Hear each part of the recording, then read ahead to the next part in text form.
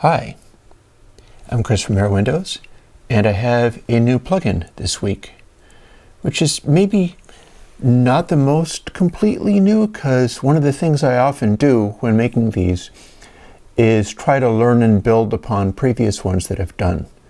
And what I've got today is kind of like that. Let me zoom over to my Logic environment.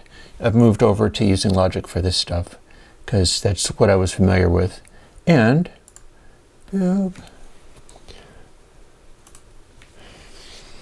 we can see that I have a plugin called Distortion. And what this does is it's kind of like the distortion guts and switching ability of Focus, but I've modified it a little bit. And let me start playing stuff on it I've put it on clean bass of the last mix that I did, because that's one of the things where I was talking about how to do it in a mix properly. I used a guitar amp, and the bridge pickup on this bass is going to a guitar amp. The neck pickup is just going to a DI. But what if you were trying to do that with a pickup, like you only had this? Distortion is a new variation on some of the distortion stuff that I've done. For instance, if I just kick it in, such as in the density mode, you hear a moderate change even without anything being done, even though it's at a very low gain level. In fact, there's something that I can do about that. I could reverse the positions of these things. Now, if we turn distortion on, we'll hear a little bit more of it, but mostly what it's about is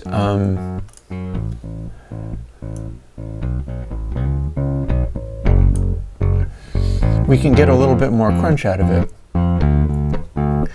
This has an input gain that goes between 12 dB minus and plus. These modes, of which drive is slightly different than the one in Focus because it was overloading too easily. And output, same deal, and dry wet. But there's one difference that is not present in any previous Airwindows distortion or overdrive. This is a high sample rate distortion in a particular way. Here, I can bounce back and forth between some of these different settings. Turn it right up and drive. It's a little bit crunchier. Spiral cleaner. Mojo has a certain thickness to it. And Dyno is about bringing out peak energy. So you're getting some of those clicks on the bass and it's jumping out a little bit more. That's what Dyno does. But what you might not be hearing is aliasing, because I have a new thing going on with this. And let me go and load it up on, say, the kick drum sound. I'll option click this to put it in the center. And let's throw distortion on that as well. I've got the much smaller zone here since I only have these ones loaded. So if I distort this, we're going to start hearing it a little bit more.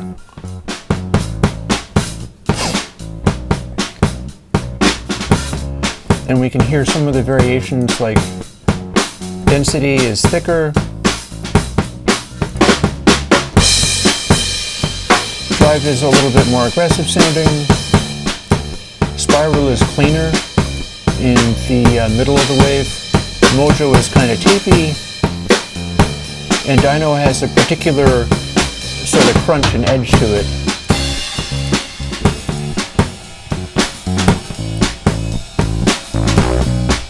In fact, we can set both of these up so that we're hearing what it sounds like on both the bass and the drums. We'll go back to density again. Or drive is a little punchier. so on and so forth. But there's one thing that you're not hearing as much of. Distortion is like a dark distortion. It's what you would use if you were trying to get more of your analog sound and you were into all that mojo stuff. Rather than doing a lot of complicated things with emulations, impulse responses, stuff like that, distortion is doing one very simple thing. It is putting layers of averaging on the raw sample rate to cut down frequencies that would produce aliasing if you distorted them real hard. And what that means is it's rolling off the highs. Let's play that again, and let's play it on the drums.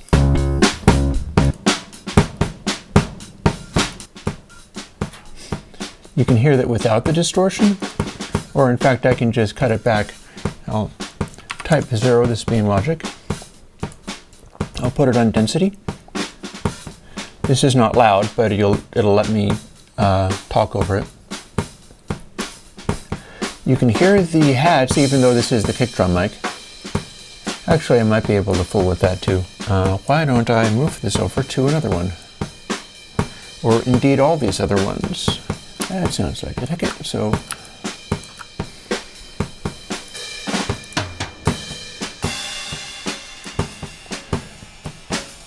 and so we return to what we had previously. Well, we have several different versions of this, and one of the neat little features there is I believe I can turn these all on or off at the same time. So we're applying the distortion technique, but we're not really boosting the gain at all. And when I turn them on, you're going to hear that the highs go away a little bit. That's intentional. The way that it's working is I'm doing a averaging on the input, which cuts out stuff close to what we call the Nyquist frequency, the highest frequency that the sample recording system can capture. And if you average the adjacent samples, you're whacking all of that stuff pretty aggressively. And I said there was multiple layers of it. It's a multiple pole filter, meaning that it does that, and then it does it again, and then it does it again. How many times? Depends on what your sample rate is. Distortion is designed so that if you're running at 44.1K, it's going to darken and soften the sound mostly on input, and then it's going to apply the same distortion thing as if got in focus, which does that a separate way. But unlike focus, it's not running a filter on it, it's running on everything. And then on the output, if the sample rate is high enough, it's also running averaging on that too. So what ends up happening is if you're at 44.1K, you're getting a mild softening on the stuff coming in, kind of like it's similar to what people enjoy about stuff like the channel plugin or bus colors or whatever, these emulations, these things where it's faking a pretend analog sound. And I've never been all that much into that. And in fact, if you average samples, it produces a sound effect, but it's also a way to sort of increase the depth of the mid-range and bass frequencies, because you're sort of getting rid of extraneous noise and stuff and narrowing in on those more audible frequencies. So at 96K, it's doing several stages of this, and that's what we're hearing now. This project is in 96K. It's being reduced to 48K in OBS for my capturing of it, but the project is running in 96K. And that means it's doing several incarnations of this averaging technique in order to soften the sound and prevent high frequencies from getting through the distortion and aliasing. Tell you what, let us throw everything on, roll it.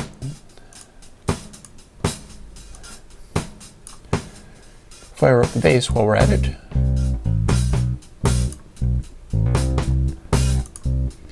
We'll put everything on density. And turn all of these on.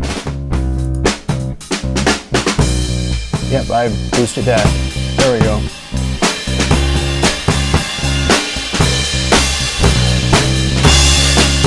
So now that's much louder.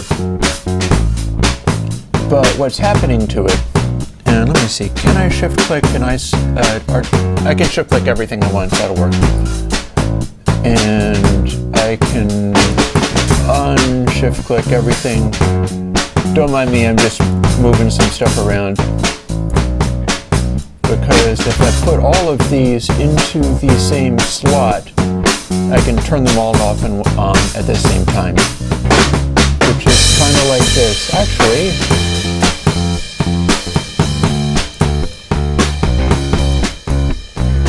let's really show it off here by...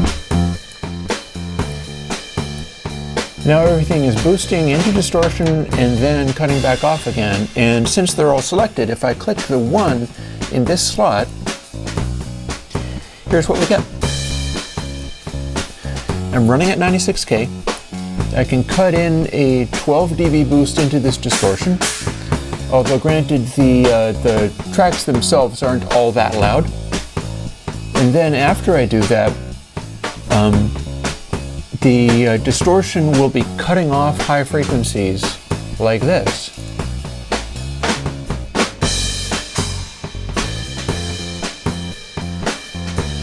And then put it back. You don't hear much of an effect because it's not designed to be really exaggerated. But the result is that if we're doing this kind of thing, maybe it'll be more obvious if I put it on like Drive or something. Let's try that. It's one of the more aggressive ones short of like Moto, or Dyno I should say.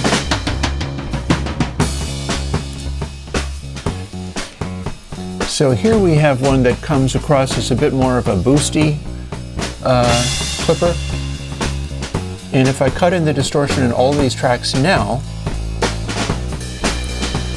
I've got a little bit more of that crunch and attack going on. Speaking of crunch and attack,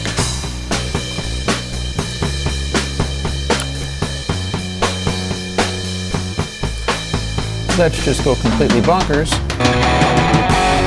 We'll bring in a dirt guitar. And shift click to select all of these.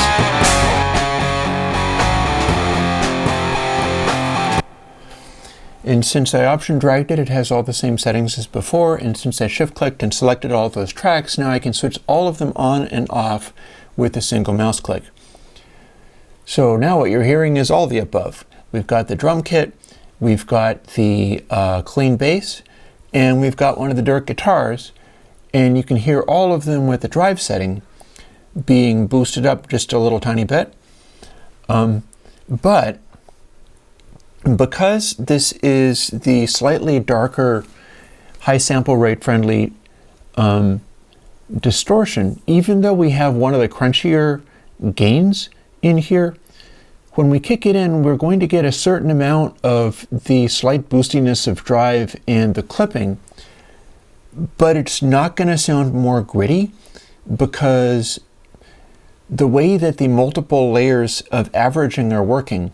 And the way that this works is that on 44.1K, we've just got the averaging once going into it, and that darkens stuff more than a little bit, but it's as intended.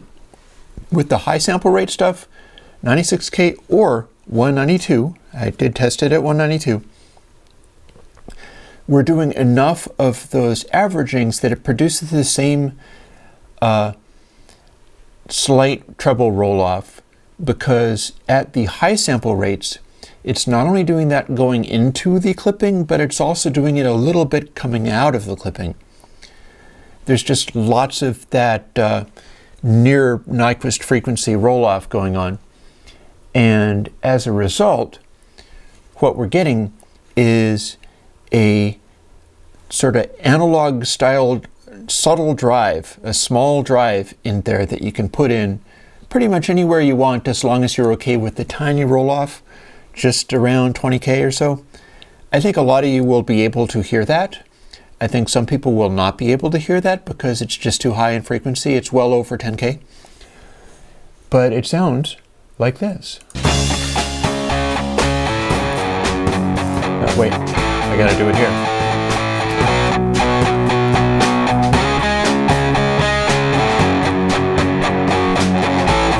Turn it back off.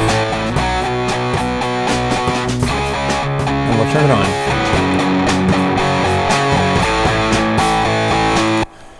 Now, one of the neat things about this is when you use distortion, and by that I mean transfer function altering, let us bring all these things together and switch over to density for demonstrating that. There's another one.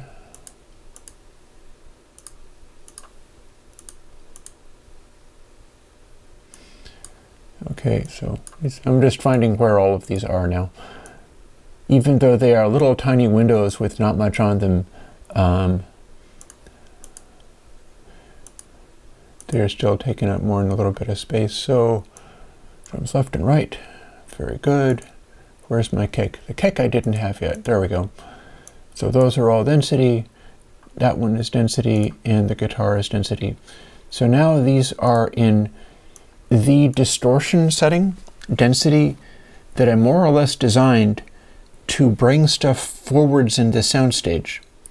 And they're doing a full 12 dB of boost. Although if that's not enough, you can always pre-boost using something like Purist Gain into it if you needed to really hit it super hard, or if your recorded track was at a very low level. But this is also one where it's not going to be quite as boosty. It's not going to make stuff sound much louder because I've got the output padded exactly as much as the input is. This is set up to be more like a clipper, a level cut backer.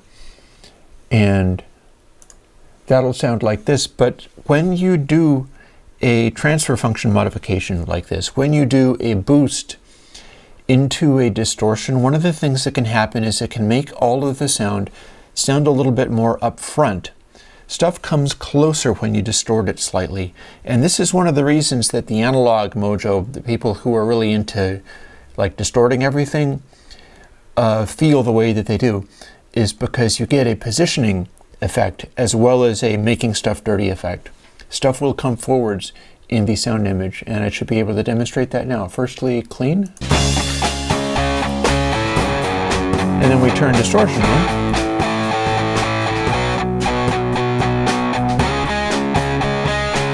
And kick back off again. You can plainly hear the treble roll off here.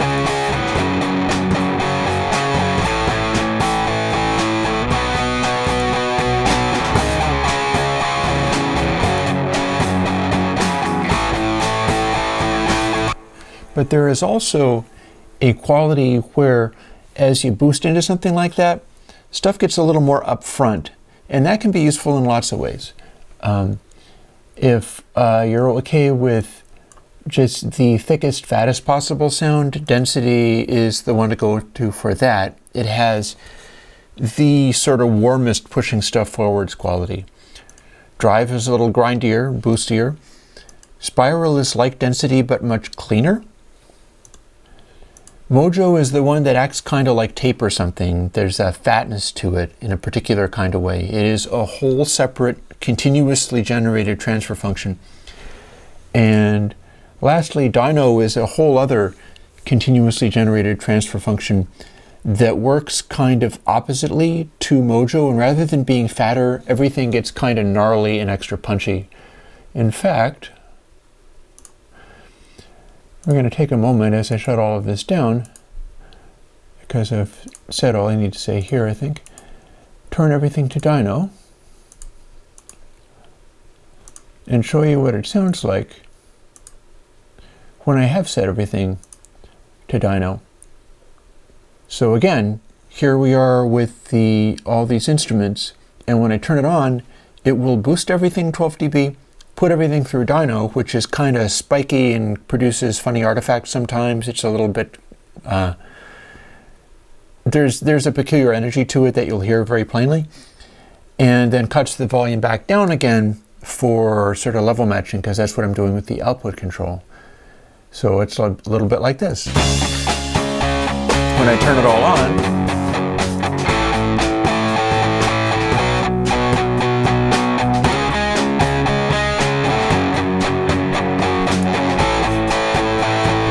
turn it back off again.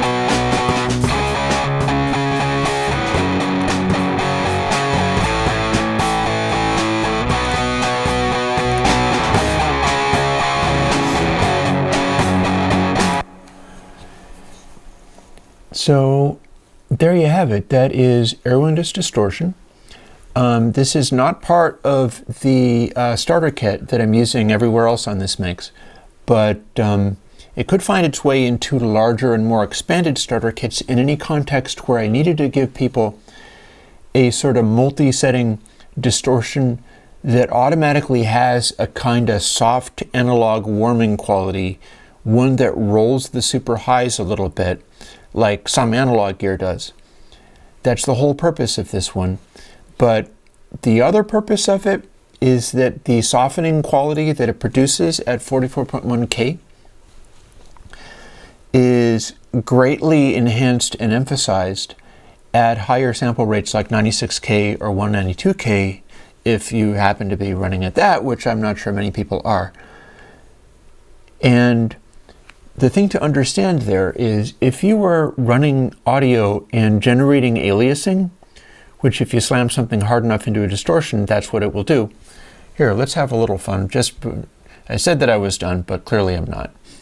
We'll turn off all of those and turn on just this one, and copy an instance of purest gain.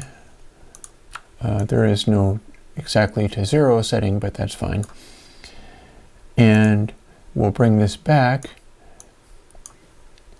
You know, I got fooled last time because I was like, this is the invert. It was not actually the invert. I was fooling myself. It has something to do with monitoring. Obviously, I've been away from Logic for too long. I don't know everything about all of this. I know some things about Logic. That's why I'm back in it. But let's listen to our slam a little bit more, shall we?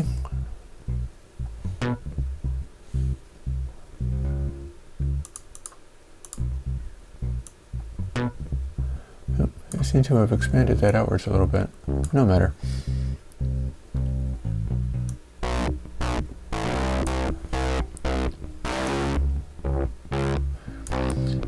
So here's our distortion.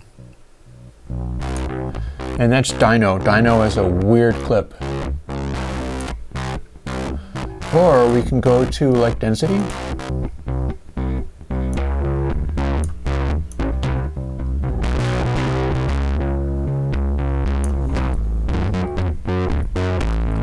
Or drive. Again, these all have different overtones. And you're hearing it downsampled from 96K. And Mojo and Dyno do a weird FM thing when you boost them too hard.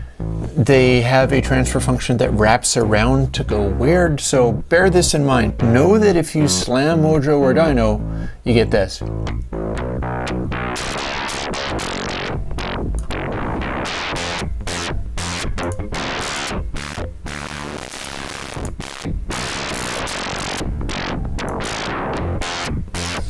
In fact, let's go totally insane and do something even weirder. Check this out. Move that down, duplicate this.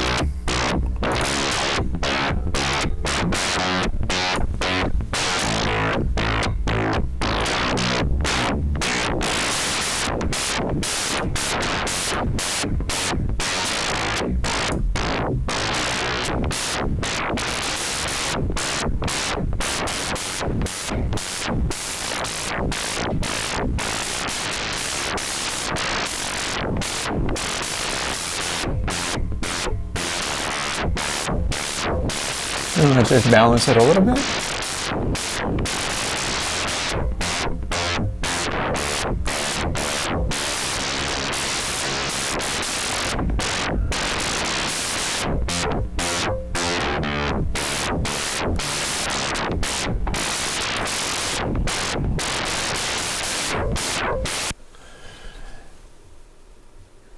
I have been Chris from Airwindows.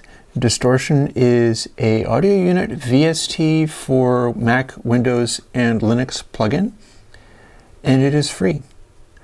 You can do what I just showed you with it, and all of that is probably probably what makes it tolerable as a sound is the fact that it is so heavily filtered.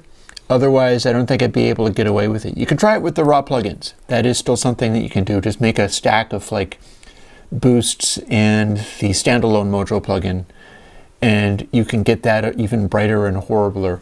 But I hope you have fun with this. And if you like me making things like this possible, please support my Patreon. Other people are doing it. It's doing just fine. And I am increasingly getting into a zone of putting out sets of plugins and things that are more approachable so people can start working with this stuff. That said, if you like where this is going and you think, oh gee, I wish there were more toys of this nature for me to play with, oh my sweet summer child, you have no idea. In that case, download newupdates.zip and good luck is all I can tell you, because there's over 200 plugins, many of which do stuff as wacky as this, already there, because this is what I've been doing full-time as my main job for years now. You might not have heard of any of it, but that's because it kind of flies under the radar. Maybe that won't always be the case. Maybe people will start figuring this stuff out. In any case, I have been Chris from Airwindows, and this has been Distortion, and I hope you like it. Thanks. Bye-bye.